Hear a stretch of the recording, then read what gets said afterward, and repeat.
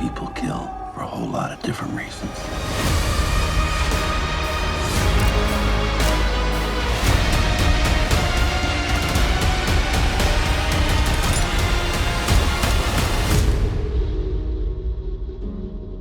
You may not have memory, but you do have quite the imagination.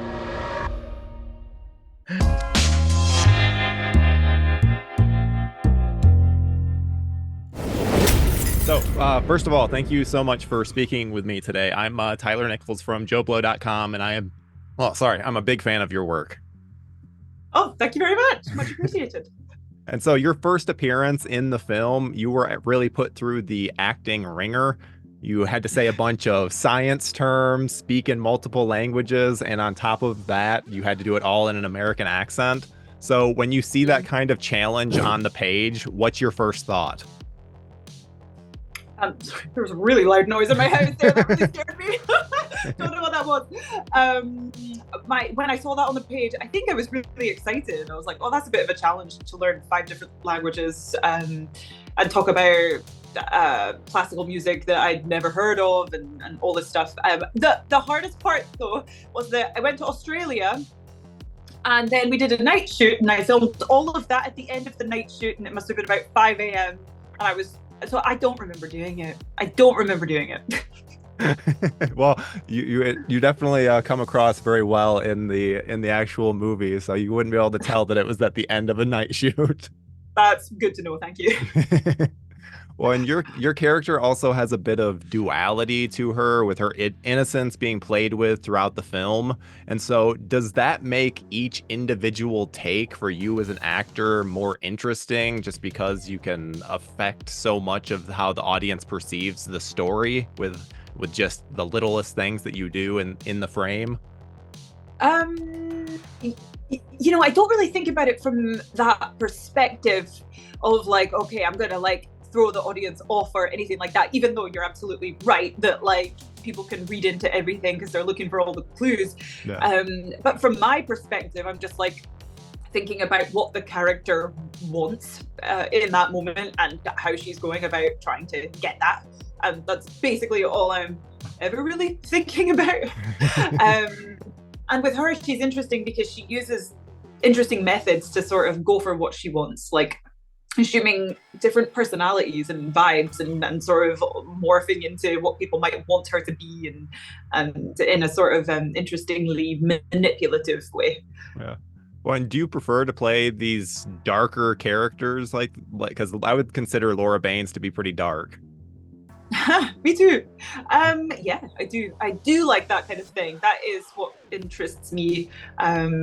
Yeah, I have a lot of fun with that. I had a lot of fun sort of researching that and figuring out what type of person she is and why she wears these masks and what happened to her to sort of make her develop in that way. And plus it was fun because I think she's the type of person that like listens to people that she deems to be intellectuals on like YouTube and stuff and then emulates them. So I kind of did a bit of that.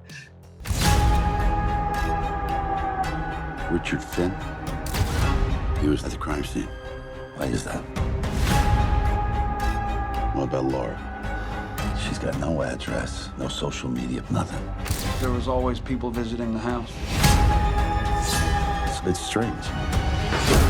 It's like everyone from Rita's life is now a ghost.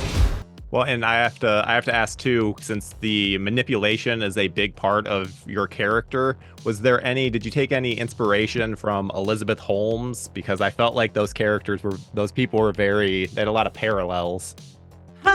That's interesting. No, I didn't actually. Even though I did take inspiration from her for a different role that I played in a different movie.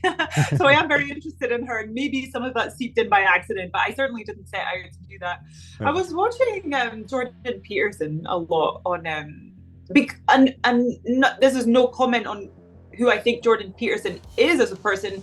It's more that I think my character would watch him because he's the sort of intellectual of the moment, despite how anyone feels about him, and it's so I think he's the type of person that she would set out to maybe emulate a little bit in terms of demeanor. Well, and Russell Crowe is such a tour de force, both in this and pretty much in everything that he ever does. Were there any kernels of wisdom, like acting wisdom, that you were able to get from him? I mean, yeah, but not like not like words. More Yeah. just like watching him work was a big kernel of wisdom, and just sort of absorbing it and being around it, going, oh, that's how you do it, and that's your process, and seeing how sort of generous he is as an actor, like working hard off camera to help his scene partner get to where they need to get. He's quite good at identifying where that person's trying to go and really sort of like aiding that. Yeah. Well, and you always seem to be finding yourself in different genres. And so which genre is your favorite to act in?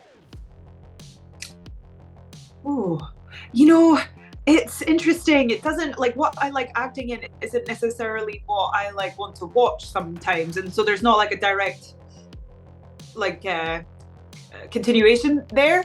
But ultimately, I don't actually care about the genre very much in terms of acting, because I'm a little bit like my process is the same for any genre. Like I'm not like doing it differently if it's a comedy versus a horror film. It's like, actually, I'm just trying to be truthful every single time.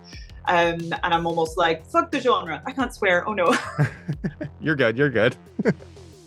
Screw the genre when I'm acting. But when I'm watching things, I have my favorite genres. That's different. Well, as someone that absolutely loved you in Oculus, I really hope to see you back in the horror genre more often. So, well, horror is my jam for watching, and that would be probably one of my favorite genres. oh, well, awesome. Hopefully we can see you work with Mike Flanagan again, because he's got a lot of interesting projects coming up. So You will. We've already made Life of Chuck, which is based on a Stephen King short. yay. I'm so glad to hear that. Well, thank you so much for talking with me today. This has been absolutely wonderful. You have a great rest of your day. Thank you. Thanks. Cheers.